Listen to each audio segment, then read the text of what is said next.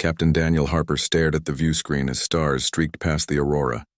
The ship hummed with energy from its quantum slip drive, a technology that had taken humanity 200 years to perfect. Now, in 2187, they were finally exploring beyond their own solar system. Daniel had been in space for 15 years, but this mission felt different. They were heading to Kepler 442, a star system 40 light-years from Earth. Nobody knew what they would find there. The excitement mixed with fear in his stomach as he watched his crew work at their stations. Lieutenant Sophie Bennett sat at the science console, her eyes fixed on the sensor readings. She was young, only 28, but brilliant. Her auburn hair was tied back in a practical bun, and she rarely looked up from her work. Daniel trusted her completely. "Captain, I'm getting something strange," Sophie said suddenly. Her voice was calm, but Daniel heard the tension beneath it.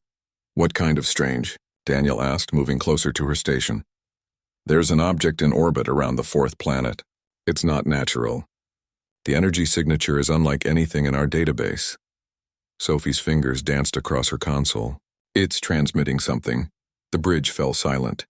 Every crew member turned to look at the captain. Daniel felt his heart racing, but he kept his voice steady. "Can you decode the transmission?" Sophie worked for several minutes. The only sound was the soft beeping of computers and the gentle hum of the engines. Finally, she looked up with wide eyes. "Sir, it's coordinates.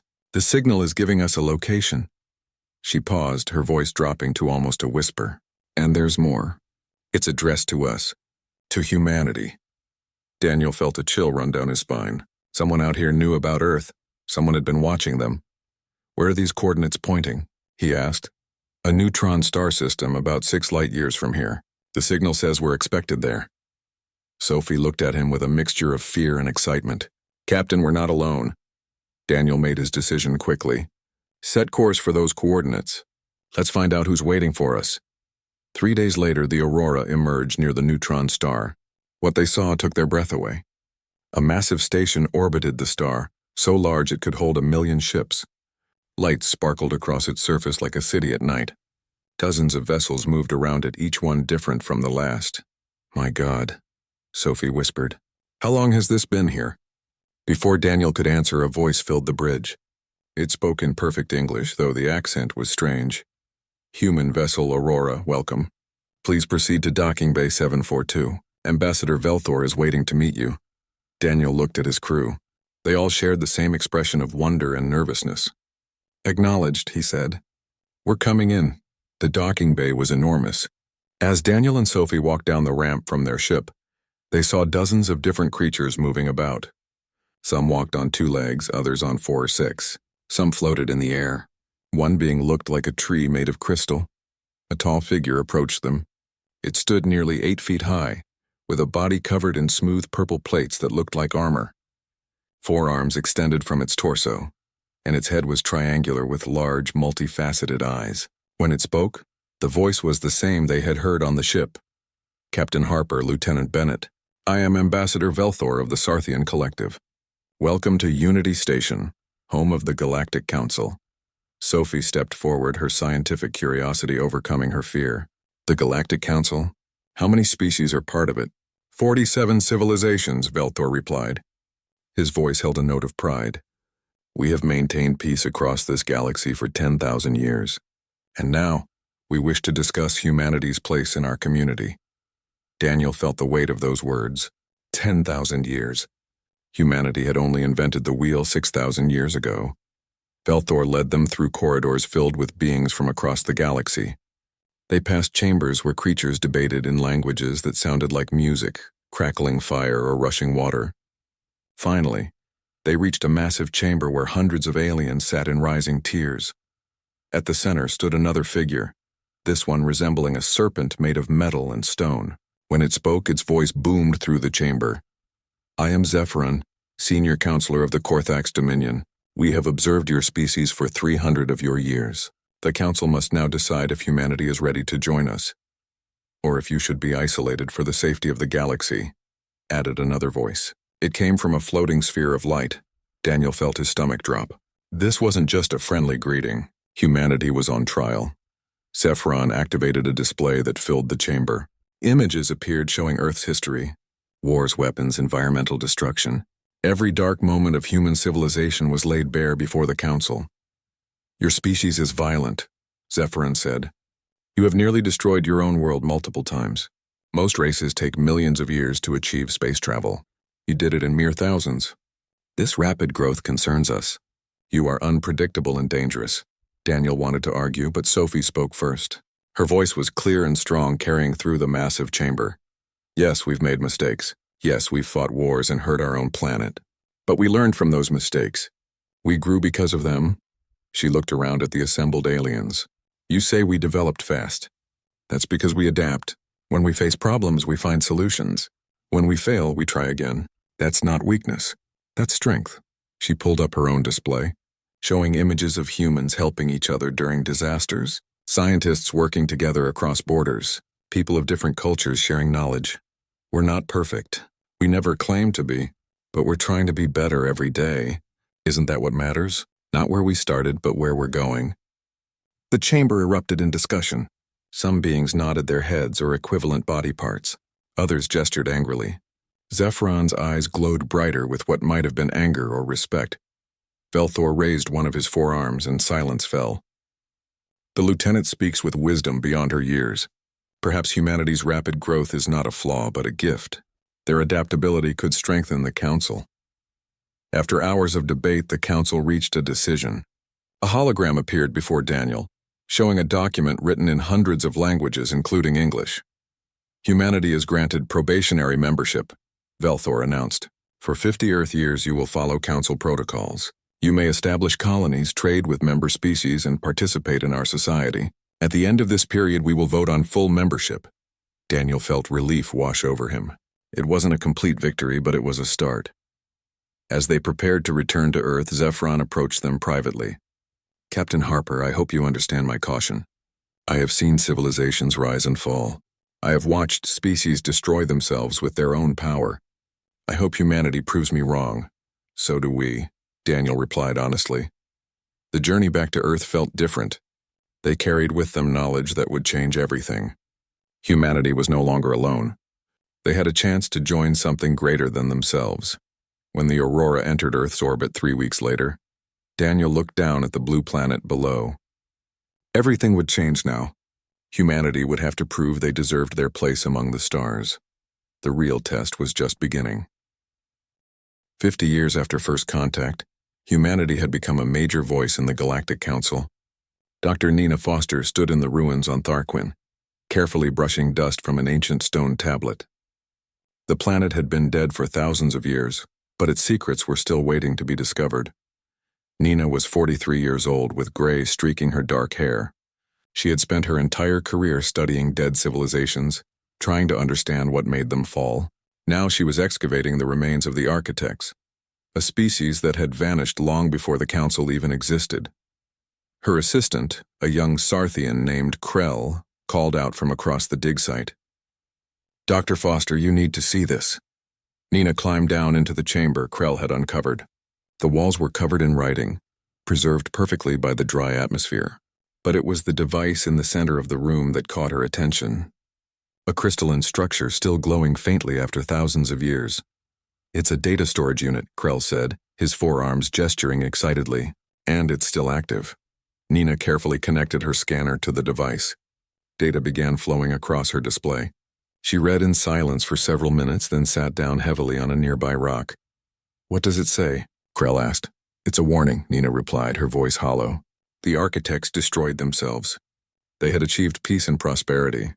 They thought they were invincible. Then they grew complacent. They stopped working together. They started competing. In the end, they tore themselves apart in civil war. Nina recorded everything and sent her findings back to the research station Archimedes. She thought the council needed to see this. History had lessons to teach if people were willing to listen. Meanwhile, on Earth, politics were changing. Senator Greg Palmer stood before a crowd of 50,000 people in New York. He was young for a senator, only 45, with sharp features and a voice that commanded attention. For 50 years, we've followed the council's rules, he said, his voice booming across the plaza. We've held ourselves back. We've asked permission for everything. But look at what we've accomplished despite those restrictions. Imagine what we could do with true freedom. The crowd roared its approval. Palmer smiled. He had founded the Human Progress Movement 3 years ago, and it was growing fast. People were tired of council bureaucracy. Every decision required approval from dozens of committees. Every action needed permits and reviews. The council served its purpose, Palmer continued. It gave us peace, but peace has made them weak. They debate while problems fester. They study while opportunities pass by. It's time for change. Time to streamline the system. Time to let humanity reach its full potential. Palmer's movement gained supporters from other species too, young beings who felt the council's old ways were holding them back. Admiral Victor Lang watched these developments with concern. Victor was 68 years old and had commanded the Council Defense Fleet for 12 years. He had seen the fleet transform from a purely defensive force to a mobile, proactive military thanks to human influence. But lately he was seeing things that worried him. Pirate attacks were increasing, but they seemed coordinated. The pirates knew exactly when and where to strike. They avoided patrols with impossible accuracy. Victor started investigating on his own, quietly, without telling anyone. What he found made him sick. Several council members were supplying the pirates with information and weapons. They were using the chaos to destabilize rivals' territories, making their own species look stronger by comparison. Zephron of the Korthax Dominion was at the center of it. The old counselor, who had once opposed humanity's membership, was now playing games with innocent lives. 6 other species were involved, including 2 who had voted to make humanity full members. Victor brought his evidence to the council in a closed session. The chamber erupted in accusations and denials. Zephron's metallic body seemed to dim as the proof was displayed for all to see. "We were protecting our interests," Zephron said, his voice no longer booming with confidence. "The council has become too large. Too many voices. We needed to ensure our species remained relevant." "By killing innocents?" Victor demanded. "By arming criminals? Is this what 10,000 years of peace has taught you?" The scandal shook the council to its core. The implicated members were removed from their positions. New elections were called, and Senator Palmer used the chaos to push his agenda. "You see?" Palmer said in speech after speech. "The old system is corrupt. It breeds this kind of behavior.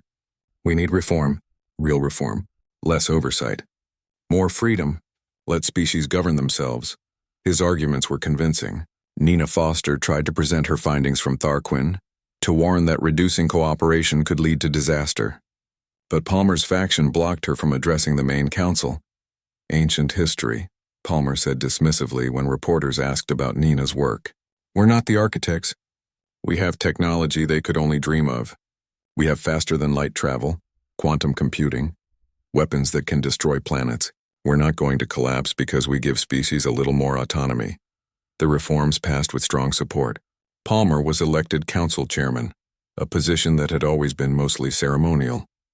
But Palmer changed that too. He centralized power, arguing it would make decision-making more efficient. Nina watched these changes from Archimedes Station with growing dread. She called Admiral Victor one evening, her face grave on his communication screen. "Victor, we need to talk about what I found on Tharquin." "I read your report," Victor said. "It's concerning, but Palmer's right about one thing. We're not the architects." "No, we're not," Nina agreed. "We're following their exact path.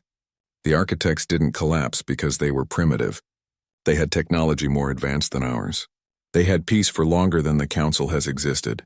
They thought they were invincible too." She sent him more data, files she had not included in her public report. Victor's expression darkened as he read. "The architects fell in less than 50 years from the time they started their reforms," Nina said quietly. "It started with reducing oversight. Then came competitive expansion. Then border disputes. Then someone developed a weapon they thought would give them an advantage, and everyone else scrambled to match it. In the end, they burned their own galaxy." "Have you told Palmer this?" Victor asked. "He won't see me. His people say the chairman is too busy for consultations with archaeologists." Nina's voice was bitter. "But I'm telling you, we need to stop this before it's too late." Victor promised to try, but he had his own problems. The reforms had affected the military too. Species were developing their own defense fleets instead of relying on the council force. He was losing ships and personnel every month as they returned to their homeworlds. On the colony world of New Liberty, Commander Ryan Carter read reports of increasing border disputes. He commanded the peacekeeping ship Resolute, and his job was getting harder every day. Just that morning, he had responded to a conflict between the Turvan Assembly and the Pelion Confederacy over a mining colony. Both sides claimed ancient rights to the system. Both were willing to fight for it. Ryan was only 35, younger than most peacekeepers. He had joined because he believed in the Council's mission. Now he was not sure what that mission was anymore. "Captain, we're receiving distress calls from the mining colony," his communications officer reported. "Both Turvan and Pelion forces are fighting. Civilian casualties reported." Ryan ordered his ship to the colony at maximum speed. When they arrived, they found two small fleets exchanging fire over the settlements below. Miners and their families were trapped in the crossfire. "This is Captain Carter of the Council peacekeeping vessel Resolute. Cease fire immediately. You are endangering civilians." Neither side stopped shooting. Ryan had to make a choice. He brought his ship between the fleets, using his shields to protect the colony. His ship took damage, but he held position until both sides ran out of ammunition and withdrew. 23 civilians died anyway. Ryan spent hours talking to survivors, looking at the faces of children who had lost parents, parents who had lost children. All because two species could not share resources in a galaxy full of them. He filed his report that night, detailing everything. He recommended sanctions against both species for endangering civilians. The response came back 3 days later. No action would be taken. Both species claimed they were within their rights to defend their territory. Palmer's office said it was an internal matter between member species. Ryan read the response 3 times, then forwarded it to Admiral Victor with a short note. "Sir, we're losing control. The center is not holding." Nina Foster continued her work on Tharquin, excavating more chambers, finding more warnings. The architects had known they were destroying themselves. They had warnings just like Nina was trying to give now, but by the time they listened, it was too late. One night, Nina stood in the ruins under Tharquin's twin moons and wondered if she was watching history repeat itself. Humanity had come so far, achieved so much. They had brought change to a galaxy that had been stagnant for millennia. But had they brought the right kind of change? Or had they simply accelerated the Council's collapse? She did not have answers. All she had were the warnings of a dead civilization, and the sinking feeling that nobody was going to listen until it was far too late. The galaxy burned. What had started as border disputes and regional conflicts exploded into full-scale war across 40 sectors. Species that had lived in peace for thousands of years now fought over resources, territory, and old grudges that should have been forgotten long ago. Admiral Victor Lang sat in his cell watching news feeds on a small screen. 3 weeks after his arrest, Palmer had quietly released him when the situation became desperate. But by then there was little Victor could do. The Council Defense Fleet existed only on paper. Most ships had returned to their homeworlds to fight in local conflicts. Victor stood on the bridge of his flagship, the Defender, with a skeleton crew of officers who still believed in the Council's original mission. They protected civilian convoys and evacuated threatened colonies. But it was like trying to stop a flood with a bucket, sir. "We're receiving distress calls from 17 systems," reported Lieutenant Commander Kate Brown, his operations officer. She looked exhausted. They all did. "We can maybe respond to 3 of them before the situations deteriorate." Victor studied the tactical map showing the spreading chaos. Red markers indicated active combat zones. There were hundreds of them. "Prioritize systems with the highest civilian populations. Save who we can." On Earth, Palmer's government controlled the planet and the major human colonies, but his authority was crumbling. He had formed the Sovereignty Alliance with the Korthax Dominion and 2 other aggressive species. Their stated goal was to dissolve the Council and create a new order based on strength rather than cooperation. Palmer addressed the alliance from his office, his image broadcast to member worlds. The old Council failed because it tried to make all species the same. It denied the natural order. Some species are stronger, more advanced, more deserving of leadership. The Sovereignty Alliance recognizes this truth. Not all humans agreed. The colony of New Liberty had declared independence from Palmer's government. Commander Ryan Carter had been released from his cell when New Liberty broke away, and he immediately joined the resistance movement forming there. Captain Beth Sullivan commanded the resistance fleet, a collection of ships from a dozen species who refused to give up on the Council's ideals. She was 52 years old, a veteran of 40 years of service, and she had no intention of letting everything she had fought for die without a fight. "We're outnumbered 5-1, she told her assembled captains in a holographic meeting. Ryan attended from the bridge of the Resolute, which had been repaired and now flew under Resistance colors. Palmer's Sovereignty Alliance controls most of the major shipyards and industrial centers. But we have something they don't. We remember why the Council was created in the first place. The Resistance strategy was simple: protect civilians, keep supply lines open, and hold territory where they could. They were not trying to win the war. They were trying to survive long enough for sanity to return. But sanity seemed further away every day.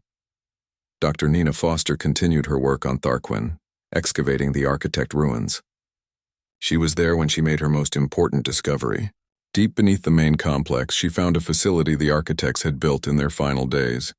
At the center of the facility stood a massive device, still powered by energy sources Nina did not fully understand. When she accessed its controls, information flooded her display. She read for hours, her excitement growing with each passing minute. "This is it," she whispered to herself. "This is how they tried to save themselves." The device was a communication network unlike anything Nina had seen. The architects had built it to link every sentient mind in their galaxy for a brief moment, creating perfect understanding between species. They believed if everyone could truly understand each other, feel what others felt, the wars would stop. But the architects had fallen before they could activate it. The facility had sat dormant for thousands of years, waiting for someone to find it and finish what they had started. Nina sent an encrypted message to Admiral Victor. "I found something that might help. I need protection to finish the work." Victor diverted 3 ships to Tharquin. It was a risk. Those ships were needed elsewhere. But if Nina had found something that could help, it was worth it. Palmer discovered the Resistance's destination when he intercepted communication traffic. He immediately understood the threat. If the architect's device worked, it would undermine everything he had built. His Sovereignty Alliance relied on species viewing each other as enemies. Perfect understanding would destroy that. "Send the fleet," Palmer ordered. "Destroy that facility and everyone in it." The race was on. Nina worked frantically to prepare the device, assisted by Krell and a team of scientists from 6 different species. The technology was incredibly advanced, but Nina was brilliant and desperate. She worked 20-hour days, surviving on stimulants and determination. The Sovereignty Alliance fleet arrived at Tharquin 3 days later. 70 warships against the 3 aging vessels protecting the dig site. The battle began badly for the Resistance. Within an hour, one of their ships was destroyed. Then reinforcements arrived. Admiral Victor brought everything he had. It was not much. 20 ships, most of them damaged from previous battles. But Beth Sullivan arrived too with the main Resistance fleet. 30 more ships dropped out of faster-than-light travel and joined the fight. Ryan Carter found himself in the thickest part of the battle. The Resolute had been built for peacekeeping, not war, but his crew fought with everything they had. When his weapons failed, he used his ship to shield Nina's position from incoming fire. The battle raged around the planet for 6 hours. Ships exploded, lives ended. But the Resistance held the line. Nina activated the device just as a Sovereignty cruiser broke through the defensive perimeter. The ship was lining up to destroy the facility when the pulse went out. Every sentient being in the galaxy felt it. For 30 seconds, barriers between minds fell away. A human soldier felt the fear of the Korthax warrior shooting at him, and understood they were both just people trying to survive. A Sovereignty captain felt the grief of the families he had just bombed and saw them as individuals, not targets. Palmer felt it too, sitting in his office on Earth. He felt the pain of everyone hurt by his decisions. He felt their hope, their fear, their desperate wish for peace. For 30 seconds, he could not lie to himself anymore. The effect did not end wars instantly. Guns kept firing for hours after the pulse faded. But the momentum changed. Across the galaxy, beings who had been fighting paused and questioned what they were doing. Some kept fighting, but many did not. On Earth, Palmer's own security forces turned against him. Lieutenant Colonel Sam Hughes, chief of Palmer's personal guard, arrested the chairman 3 days after the pulse. "I followed your orders because I believed in your vision," Sam said, as he placed restraints on Palmer's wrists. "Then I felt what you felt. You knew you were wrong. You knew people were dying for your ambition. And you kept going anyway. That's not leadership. That's murder. Palmer tried to argue, but the words sounded hollow even to him. He had felt the truth. He could not deny it anymore. The wars did not end immediately. Fighting continued for weeks in some sectors, but gradually ceasefires were declared. Peace negotiations began. Species started talking instead of shooting. The surviving council members gathered at Unity Station, where humanity had first made contact so many years ago. The station was damaged, scarred by battles, but still standing. Like the council itself, Velthor opened the session. The old Sarthian ambassador looked tired. Many of his species had died in the fighting. "We failed," he said simply. "The council that maintained peace for 10,000 years fell apart in less than 5. We must ask ourselves why and what we do now." The debate lasted for days. Some wanted to restore the old system. Others argued that Palmer had been right about some things, even if his methods were wrong. The old council had become too rigid, too slow to adapt. In the end, they created something new. The Galactic Union, built on revised principles. Member species would have more autonomy, but with clear limits. Aggression would be met with unified response. Cooperation would be rewarded, but not mandatory. Unity without uniformity. Humanity played a central role in shaping the new system. They had nearly destroyed the council with their ambition, but they had also saved it with their determination. Ambassador Helen Cross, who had survived the war and lost family in it, addressed the assembly. "We made mistakes, terrible mistakes. We pushed for change without understanding the consequences, but we also showed that change is necessary." The old council was dying. Palmer's vision was poison. This new union is our chance to get it right, to balance freedom with responsibility, strength with compassion. The vote to establish the Galactic Union passed with overwhelming support. Only 3 species abstained. None voted against. Admiral Victor Lang retired after the vote. He was 75 years old and had seen enough war for one lifetime. Captain Beth Sullivan took command of the Union Defense Force. Her first act was to promote Ryan Carter to Admiral and put him in charge of peacekeeping operations. "You disobeyed orders to save lives," Beth told him at his promotion ceremony. "That's exactly the kind of officer we need.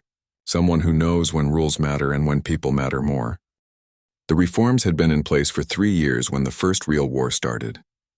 Commander Ryan Carter stood on the bridge of the Resolute, watching 2 fleets tear each other apart over a star system that neither side really needed. They were fighting because they could, because nobody was stopping them anymore. "Sir, we're receiving distress calls from the civilian transports," said his communications officer, Lieutenant Sarah Kim. "They're caught between the fleets. They're requesting immediate evacuation assistance." Ryan looked at his orders displayed on the screen. Chairman Palmer had been clear. Do not interfere in conflicts between member species. This was an internal matter. The Council had no authority to intervene unless both sides requested mediation. Neither side was requesting anything except more weapons. "How many civilians?" Ryan asked. "Approximately 8,000, sir. Mostly families of mining workers. They're in unarmed transports." Ryan made his decision in seconds. "Plot an intercept course. We're getting those people out." "Sir, the orders," Sarah began. "I read the orders, Lieutenant. Now follow mine." The Resolute moved between the warring fleets, its shields extended to maximum. Ryan opened a channel to both sides. "This is Commander Ryan Carter of the Council peacekeeping vessel Resolute. We are evacuating civilian transports. Any ship that fires on us or the transports will be considered hostile to the entire Council." It was a bluff. The Council had no authority to do anything anymore. But both fleets hesitated long enough for the transports to escape. Ryan watched them jump to safety, then withdrew his own ship before either side could decide to fire. That night, Ryan sent his report to Admiral Victor Lang. He also sent his resignation. He could not serve a council that would not protect the innocent. Victor refused to accept the resignation, but he understood Ryan's frustration. "I feel the same way every day," Victor told him over a secure channel. "But if good people like you leave, who's left? The ones who follow orders without question? We need people willing to do what's right even when it costs them." Ryan stayed, but he knew it was only a matter of time before his disobedience caught up with him. On Earth, Senator Greg Palmer was celebrated as a visionary. His reforms had unleashed economic growth across human space. New colonies were founded every month. Trade increased. Innovation flourished. The humans who supported him saw only success. Palmer stood in his office in Geneva, looking out at the city below. His advisor, Charles Webb, entered with the daily reports. Mr. Chairman, we have concerns from Admiral Lang about increasing conflicts between member species, Charles said, reading from his tablet. Lang always has concerns, Palmer replied without turning around. That's what military people do. They see threats everywhere. Sir, there have been 47 armed conflicts in the last month alone. That's more than the previous 10 years combined. Growing pains, Palmer said dismissively. The galaxy is adjusting to freedom. There will be friction, but it will settle. Competition makes species stronger. It drives innovation. The old council kept everyone wrapped in cotton, afraid to take risks. What about the civilian casualties? The reports suggest thousands have died in these conflicts. Palmer finally turned around, his expression hard. Freedom is not free, Charles. People die in any system. At least now they're dying while living free lives, not as subjects of some committee's bureaucratic whims. Charles left the office troubled. He had believed in Palmer's vision once. Now he was not sure what he believed anymore. Journalist Amy Price had been tracking Palmer's rise for years. She was a tough reporter, 38 years old, who had earned her reputation by asking questions politicians did not want to answer. She cornered Palmer after a council session, her camera hovering nearby. Mr. Chairman, critics say your reforms are leading to increased violence. How do you respond? Palmer smiled his practiced smile. Critics always resist change. Yes, there is conflict, but this galaxy has been stagnant for 10,000 years. Real progress requires the freedom to compete, to push boundaries, to take risks. We're seeing the birth of a new era. What about the people dying in these conflicts? Do their lives matter less than progress? Palmer's smile never wavered. Every life matters, but we cannot let fear of risk paralyze us. The old council kept the galaxy safe by keeping it small. I want us to dream bigger. Amy published her interview, but it changed nothing. Palmer's supporters outnumbered his critics, especially among humans who felt they had been held back for too long. Dr. Nina Foster finally managed to get a meeting with Palmer. She traveled to Earth specifically to warn him about the architect's fate. Palmer kept her waiting for 3 hours before seeing her. Dr. Foster, I've read your reports, Palmer said, not inviting her to sit. Ancient aliens who destroyed themselves. Very interesting academically, but not relevant to our current situation.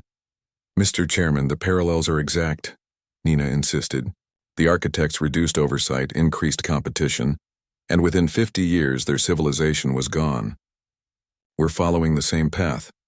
We have advantages they didn't, Palmer said. Better technology, better communication, and we learned from Earth's history. Humans almost destroyed themselves multiple times and pulled back from the brink. We're not going to make the mistakes the architects made. Respectfully, sir, that's what the architects thought too. I found their records. They believed their technology would save them. They were wrong. Palmer's expression hardened. Dr. Foster, I appreciate your concern, but I'm trying to build a better future, not preserve a failed past. The council's old ways were dying. I'm giving it new life. Now, if you'll excuse me, I have meetings. Nina left, feeling defeated. She returned to Archimedes Station and buried herself in her work. If nobody would listen, at least she could document everything for whoever came after them. The breaking point came without warning. The Korthax Dominion launched a surprise attack on the Pelion Confederacy, claiming rights to a disputed system. It was not a skirmish. It was a full military invasion. Admiral Victor Lang received the alert while reviewing reports in his office. He immediately prepared to move the fleet to intervene, but orders came from Palmer's office within minutes. Stand down. Do not interfere. Victor tried calling Palmer directly, but the chairman would not take his call. Instead, Victor received a formal message. This is an internal dispute between member species. The Council has no authority to intervene without request from both parties. The Pelion Confederacy has not requested assistance, because they're being overrun, Victor said to his empty office. They can't request help when their communication systems are being destroyed. He sat at his desk for a long time, thinking about his oath to protect Council citizens. Then he thought about his duty to follow orders. In the end, duty to the living mattered more than duty to politicians. Victor sent coded messages to ships he trusted. Prepare for deployment. We're going in. Commander Ryan Carter received one of those messages. He read it 3 times, understanding exactly what it meant. If he followed Victor's orders, he would be directly defying the chairman. His career would be over. He might be arrested. But if he did nothing, thousands would die. Lieutenant Kim set course for Pelion space, maximum speed. Sir, our orders say to stand down. I know what they say. Follow my orders. The Resolute was not alone. 17 other ships representing 9 different species joined them. It was not enough to stop the Korthax invasion, but it was enough to evacuate civilians. Ryan's ship arrived in Pelion space to find cities burning. The Korthax fleet controlled the orbitals. Ground forces were already landing on the major colony worlds. Ryan focused on what he could do. Save lives, all civilian vessels. This is Commander Carter. We're here to help. Form up on our position and we'll escort you out. For 6 hours, Ryan's small fleet held position against overwhelming odds, covering civilian transports as they fled. 2 council ships were destroyed. 3 more took heavy damage, but they got 70,000 civilians out. When Ryan finally ordered withdrawal, his ship was running on emergency power. But he had done what he could. He had saved who he could save. The news of the Korthax invasion spread across the galaxy. Other species saw an opportunity. If the Korthax could ignore council rules, why couldn't they? Within days, conflicts erupted in a dozen sectors. Palmer called for calm, but his words rang hollow. He had spent years telling species they should have more freedom, less oversight. Now they were taking that freedom and using it to settle old grievances. On the colony of New Liberty, Commander Ryan Carter sat in a holding cell. He had been arrested the moment his ship docked for disobeying direct orders. Through the small window, he could see news displays showing the spreading conflicts. He had saved 70,000 people. That mattered more than anything else. Even if he spent the rest of his life in prison, those people were alive because he had acted. Admiral Victor faced similar charges. He sat in his own cell, separated from Ryan but sharing the same fate. The fleet he had built and commanded for 12 years was scattered now, with captains unsure who to follow or what to do. Palmer gave a speech calling for unity, but nobody listened anymore. The council chamber that had maintained peace for 10,000 years now echoed with accusations and threats. Nina Foster watched it all from Archimedes Station. 20 years had passed since humanity joined the Galactic Council. Commander Lisa Monroe stood on the observation deck of Horizon's Gate, watching ships from dozens of species dock at the massive diplomatic station. She had been here for 5 years, managing relations between humans and aliens who once seemed impossible to understand. The station buzzed with activity. Traders exchanged goods in the market districts. Scientists shared research in the laboratories. Children from different worlds played together in the parks, their laughter universal even when their languages were not. Lisa smiled as she watched a human child chase a young Sarthian through the corridor below. Things were going well. Humanity had established 12 colonies and opened trade routes with 17 species. The probationary period was almost over, and it looked like full membership was guaranteed. Then everything changed. The alert came through at 0300 hours. Lisa was asleep in her quarters when her communicator screamed to life. She grabbed it, her heart already racing. "Commander, we have a situation," said Lieutenant Jake Morrison, the tactical officer on duty. His voice was tight with stress. New Haven Colony just went dark. No response to any hails. Lisa was already pulling on her uniform. "Send a probe. I'm on my way to the command center." By the time she arrived, the probe's data was coming through. What it showed made her blood run cold. New Haven was burning. The colony of 15,000 people had been attacked. Buildings were destroyed. Ships lay in ruins. And there were no life signs. "Who did this?" Lisa demanded. "Unknown ships, Commander," Jake replied. He pulled up sensor data on the main screen. They hit fast and disappeared before our defense satellites could even respond. The attack lasted less than 10 minutes. Over the next week, 5 more colonies were hit. Not just human colonies, but settlements belonging to 3 other species. The attackers struck without warning, destroyed everything, and vanished. Thousands died. The council met in emergency session, but nothing seemed to help. Lisa attended the council meetings with Ambassador Helen Cross, humanity's chief representative. The massive chamber was filled with angry voices and fearful whispers. The unity that had lasted 10,000 years was cracking under pressure. "We must strengthen our defenses," demanded Velthor. now a senior member of the council. Build more shield generators. Fortify every colony. That takes time, Helen argued. More people will die while we build. We need to act now. What do you suggest? Asked Councillor Zephron. His metallic body gleamed under the chamber lights. The council does not launch offensive strikes. We defend. That is our way. Your way is getting people killed, Helen said bluntly. The chamber gasped at her directness. These attackers, whoever they are, they know you won't chase them. They know you'll just build bigger walls while they find new targets. We need to hit back. The debate raged for hours. Finally, the council learned the identity of their enemy. They were called the Vryn Collective, an empire from beyond council space. They wanted resources and saw the council's peaceful nature as weakness. Jake Morrison spent sleepless nights studying the Vryn attack patterns. He was 32 years old, a career officer who had trained for war but hoped he would never see it. Now, looking at the data scrolling across his screens, he saw clearly what needed to be done. Commander Monroe, he said one morning, his eyes red from lack of sleep. I found their staging bases, 3 systems outside council space. That's where they repair ships and store supplies. If we destroy those bases, we stop the raids. Lisa looked at the tactical maps he had prepared. The council will never approve an attack outside our territory. Then more people die, Jake said simply. Ma'am, I know this isn't the council way, but sometimes the only way to stop a bully is to punch back. Lisa took Jake's plan to Helen Cross, the ambassador, stared at it for a long time before speaking. This could end humanity's chance at full membership, Helen said quietly. Zephron and the others already think we're too aggressive. If we propose an offensive strike, they might expel us from the council entirely. But if we do nothing, we fail anyway, Lisa replied. We were given probationary membership to prove we could contribute to galactic society.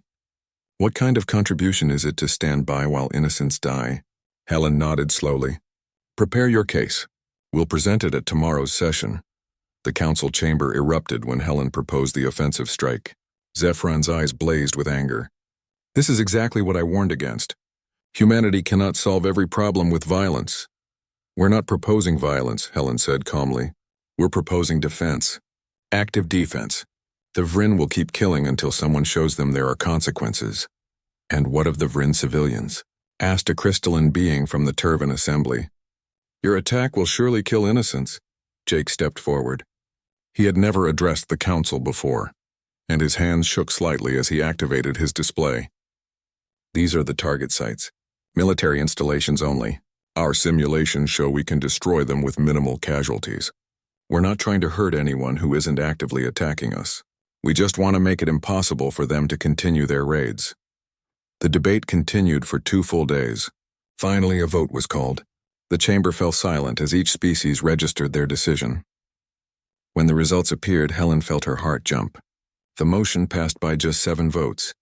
Humanity may proceed with its plan, Velthor announced, but you will be accompanied by observers from the council, and if you deviate from your stated objectives, the consequences will be severe. Jake assembled a fleet of 12 human ships. They were joined by volunteers from 3 other species who had lost people to the Vryn raids. The journey to Vryn space took 5 days. Jake spent every moment reviewing the plans, checking and rechecking every detail. Commander Lisa Monroe watched from Horizon's gate as the fleet jumped away. She felt a weight in her stomach. So many things could go wrong. If Jake failed or if the mission caused too many casualties, humanity's place in the council was finished. The attack came at dawn on the Vryn homeworld. Jake's fleet dropped out of faster-than-light travel precisely where they needed to be. The Vryn bases were exactly where his intelligence said they would be. All ships, this is Morrison. Weapons free. Hit the primary targets only. If you see civilians, hold fire. The battle lasted 6 hours. Jake's ships moved with precision, destroying supply depots, repair facilities, and staging platforms. When Vryn military ships responded, the human fleet fought back, but they aimed for engines and weapons systems, disabling rather than destroying when possible. At one point, a Vryn station began evacuating civilians in small shuttles. Jake could have destroyed those shuttles and eliminated potential future soldiers. Instead, he ordered his ships to hold fire and let them escape. Sir, Command wants to know why you're letting them go, said his communications officer. Because we're not monsters, Jake replied. We're here to stop raids, not commit massacres. When the mission ended, all 3 Vryn bases were ruins. Jake's fleet had lost 2 ships and 43 crew members had died. But the intelligence they gathered showed the Vryn could not launch any more raids for at least a year. Maybe longer. The fleet returned to Council space as heroes. The raids stopped completely. 2 months later, the Vryn sent ambassadors requesting peace negotiations. They had expected a defensive enemy that would never strike back. Jake's attack showed them they were wrong. The Council convened to review humanity's probationary status. Lisa stood beside Helen as the vote was taken. This time it was not even close. 43 species voted to grant humanity full membership. Only 4 abstained. None voted against. Velthor approached them after the session. Your species continues to surprise us, Ambassador Cross. You showed restraint when many would have shown cruelty. You proved that strength and compassion can exist together. Even Zephyron offered grudging respect. I still believe humanity is dangerous, he said. But perhaps that danger can serve the greater good. Welcome to the Council, humans. Truly welcome. Jake Morrison was celebrated as a hero, though he hated the attention. He attended the ceremonies because duty required it, but he took no pleasure in the praise. 43 people under his command had died. He remembered every name. One night, Lisa found him alone on an observation deck staring at the stars. You did well, she said softly. Did I? Jake replied. I led people into battle. Some of them didn't come home. How is that doing well? You saved thousands of lives, maybe tens of thousands. The raids would have continued otherwise. Your people knew the risks. They volunteered anyway. Jake nodded but said nothing. Lisa stood beside him in silence, understanding that some victories never felt like winning. Humanity had proven its worth to the Galactic Council. But the cost of that proof would haunt Jake Morrison for the rest of his life. In the end, perhaps that was what made humanity worthy. They understood that every action had consequences. They carried the weight of their choices.